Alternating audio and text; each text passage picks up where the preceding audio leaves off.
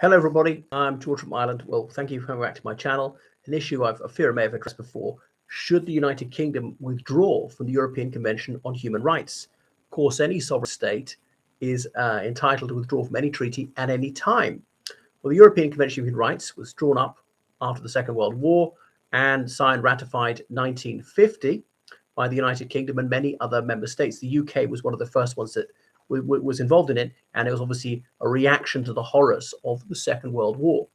But totalitarian states such as the Soviet Union signed up to it. This was when Stalin was still there, one of the most prolific mass murderers of all time, someone who was surpassed only by Hitler in his rampant sadism. They had frank slavery in the Soviet Union at the time. So people sent to slave labor camps would often died as a result, often sent there on a racist basis because of their ethnicity, and so on. So, it's been more honored in the breach and observance. But obviously, the noble aims, the right to life and the right to family life. But the thing is, common law countries have got permissive liberty. We're allowed to do anything unless it's specifically prohibited. Obviously, for Roman law countries, the opposite way around, that you have to expressly be granted rights, and the right to free expression and so forth, the right to form a trade union, to strike, and the right to reasonable remuneration for your labor. Well, what is that? That's not justiciable, and to sufficient time for leisure and recreation and repose and so forth, without specifying what that is. And then the trouble is that then judges start to make policy, how many hours you can work and how much rest you're allowed, and so on. Okay. So the judiciary doesn't want to stray into the legislative sphere, but increasingly it is. They often talk about activist judges. So judicial activism is that the judges are actuated by their desire to implement an ideology. And perhaps these rulings are in furtherance of an ideology. Now, the judges can say, nothing to do with us. We simply have to interpret the statutes which are drawn up by the politicians. But even in the United Kingdom, there was the rape marital exception case in 1994, where it was held that English law said that a man couldn't be guilty of rape against his own wife because once she wed him, she'd irrevocably consented to intercourse, and no revocation of that could be valid. And so the House of Lords judges overturned that, said, no, it is illegal. So there they were legislating, saying it was unthinkable that the House of Commons would try to change that, and indeed it hasn't. Okay, so there's some good things in there, prohibition of torture or whatever, right to property. Now, of course, communists wouldn't like that one, but the right to life did not preclude the death penalty. And most of the signatory states had the death penalty at the beginning. France even had it in 1981. The United Kingdom didn't use it since 1964, but only finally abolished it in 1998. Even then, this allows for bringing it back if there's a crisis so grave it threatens the life of the nation.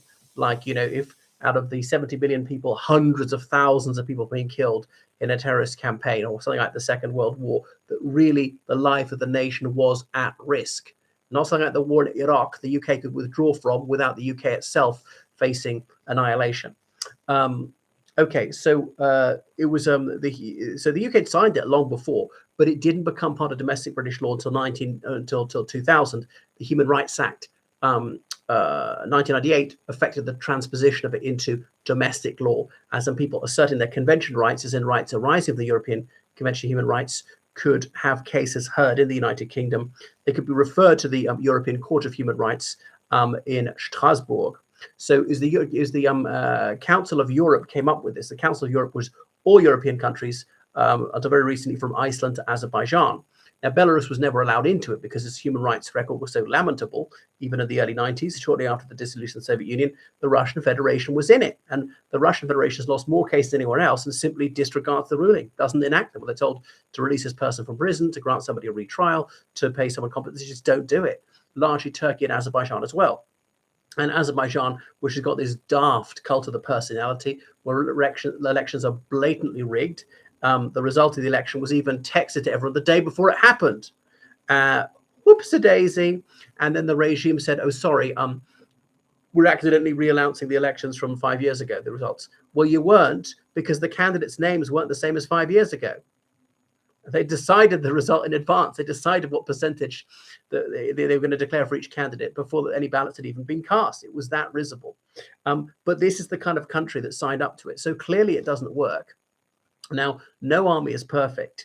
And every army will have some psychos, and war can bring out the worst of people who commit war crimes. And I don't mean killing an enemy combatant legitimately. I mean killing civilians on purpose, knowing them to be civilians. And it's not collateral damage. It's not a byproduct of a legitimate military attack. No, killing civilians when you're aware they're not any threat to you at all, out of sheer racism, sadism, whatever. And there was a lot of that going on in Algeria, committed by the French army. Not being francophobe, not saying that all French people are guilty. Okay, the Irish army committed some crimes against our own people in the Civil War, 1922-23. The British army's committed war crimes. They all have. That's not making it saying it's good, it's bad. Definitely it's bad. Got to try and stop it. Got to punish it when it happens. But this was really on a gross scale with virtual impunity there. And so the ECHR didn't have that. Remember, Algeria, according to French law, was part of the domestic French state, not a colony. So you see how worthless it is.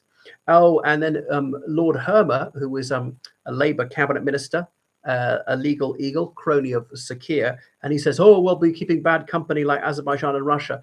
Russia and Belarus. We keep bad company with Azerbaijan and Turkey as well. It didn't stop the mass slaughter of Kurdish civilians by the Turkish army in the 1980s. And I'm not remotely Turkophobic. The Turks I really, really like. I've been there a dozen times. I'm happy to go there again, and so on. I'm not saying that most Turkish soldiers were guilty of that. So it really is preposterous to say that we're keeping bad company. Okay, Australia signed up to it, got a superb human rights record, or where else can I say is signed up to it, which might have a really good human rights record. I'm not saying like Taiwan, for instance, highly developed countries are signed up to it. So it's ridiculous to say that the UK would have descended to tyranny and genocide if it weren't signed up to this. And then all these tyrannical states like Azerbaijan has a judge on the European Court of Human Rights in Strasbourg. A common misconception, the European Convention on Human Rights, it's true that all EU member states have to domesticate it, but it wasn't drawn up by the European Economic Community originally, which is obviously the precursor of the European Union. And some countries are in the Council of Europe and therefore signed up the European Convention on Human Rights, which are not in the European Union, have never been in it, okay, like Turkey and Azerbaijan, for instance. So it is ludicrous to say that that will lead to tyranny. And it's mentioned in the preamble to the Good Friday Agreement, but it's not legally binding to stay in it. Even His Britannic Majesty's government acknowledges that. So why withdraw from it? Because then could amend certain laws. It's virtually impossible to deport people who come to the United Kingdom illegally and have their claims for asylum rejected as groundless. And there'll be appeal after appeal after appeal. Because on the basis of whatever acts arriving from this convention. So it allowed the United Kingdom to take swifter and firmer action to keep people safer. And the UK would therefore sort of be judicially independent. Decisions couldn't be overruled by the European Court of Human Rights. And by the way, if a ruling goes against you in the ECHR, you can simply disregard it. Is that illegal? Okay, but no, consequences flow. And the UK has scrupulously abided by its obligations. Most member states haven't. When the Special Air Service shot dead 3 terrorists in Gibraltar who were about to set off a bomb, killing possibly dozens of civilians, then they told that these terrorists were deprived of their right to life. Well, the right to life is obviously conventional, not being conditional, not being a threat to others. But there we go. I mean, better to arrest them if possible, but they didn't think it was possible. May have turned out they're mistaken, but that was an honest belief at the time. So you see how the ECHR is so often, it works for the evil people against the good people. And it really would be heartwarming to see all these lefty lovies then seeking asylum in Azerbaijan, for example, which has obviously got a far better human rights situation. And of course, I'm not anti-Azerbaijani. I work there. There's some really good Azerbaijanis, of course, but I do feel sorry for them because they're under that pernicious Aliyev dictatorship. So a lot of these specious arguments are advanced, so have no truck with them. Even Jack Straw has advocated withdrawal from it. Remember, Jack Straw was a Labour Home Secretary when this was agreed to, way back in 1998. Right. Anyway, thanks so much for watching my channel. Make sure you subscribe on Patreon, PayPal, georgecallan79@gmail.com. Goodbye.